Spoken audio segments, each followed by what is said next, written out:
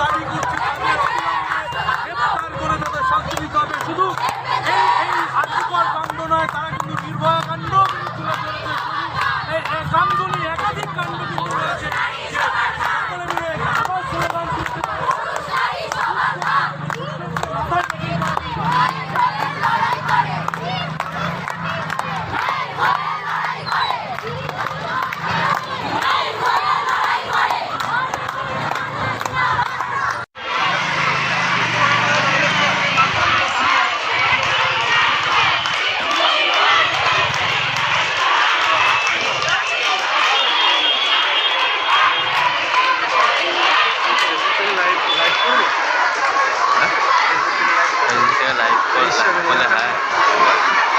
মানে কাছে সামনের দিকে গেলে ভালো।